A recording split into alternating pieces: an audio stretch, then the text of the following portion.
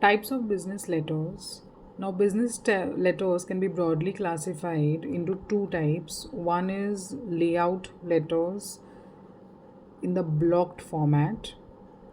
Now, what do you mean by blocked format? Now, layout letters, block format, and layout letters, semi-block format. First, let us understand what is blocked format. There's a different way of writing the letter. The content remains as it is, the main body of the letter. What changes is the layout of the letter, the layer of the letter, the margins, the title, the date, all these things will change, though the middle part, the main part of the letter remains as it is.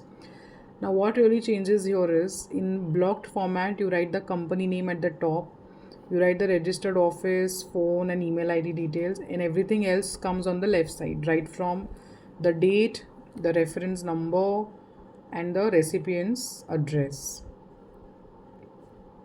Whereas in the semi-block format, this part remains the same as it was in the block format. What changes is majorly this part. This is what changes in the semi-block format, where the date shifts to the right, reference number and the recipient address continues to be on the left, and rest of the letter also remains the same. The complementary clause also changes, it moves to the right, whereas in blocked format the complementary clause was over here on the left. So date will go to the right, the complementary clause will go to the right, so a couple of things will change. Now, what are the essentials of a good business letter? When you read a letter, it can be considered to be good when it is complete in all respects, complete with respect to information that is to be provided. It gives clarity and not confusion, and it does not contain any facts which are not true. So there is completeness, there is clarity. It is written in a very simple language, no complicated high sounding words which a layman would not understand. Then the facts mentioned, as I said, are accurate. There is brevity, in the sense no unnecessary unwanted points are mentioned. It is to the point, very crisp and clear, without wasting too much of time and the pages also. There's sincerity and courtesy, where the language used is very, very polite and courteous. And the manner of writing, the style of writing, it is appropriate. It is as per the set standards, or generally how a letter is written, it is in the same format, nothing fancy, nothing too informal also. So these are essentials of a good business letter. Give it a reading, read it thoroughly, line by line.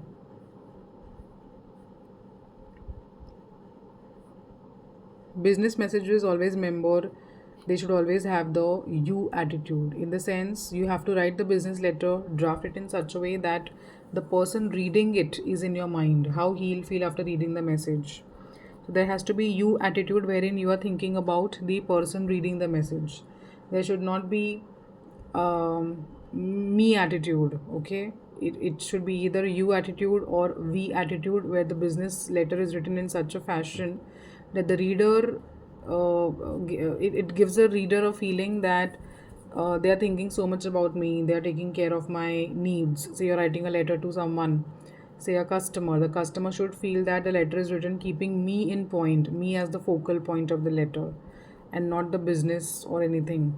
So say if I am coming up with a discount offer, I should write that you as a customer will benefit from this discount offer, you can save money, you can do this, you can do that, rather than writing about what the business is offering. We take care of the customers, we are coming up with this, we are doing that. That sounds a little self-obsessed.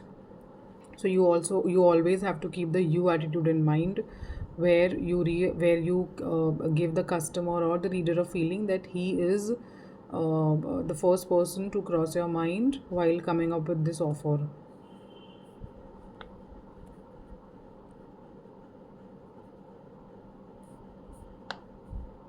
Negative messages to be avoided.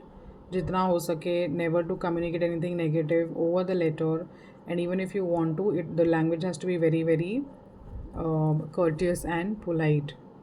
Because the reader in the end is not a machine but a human. So we have to take care of everyone's emotions also.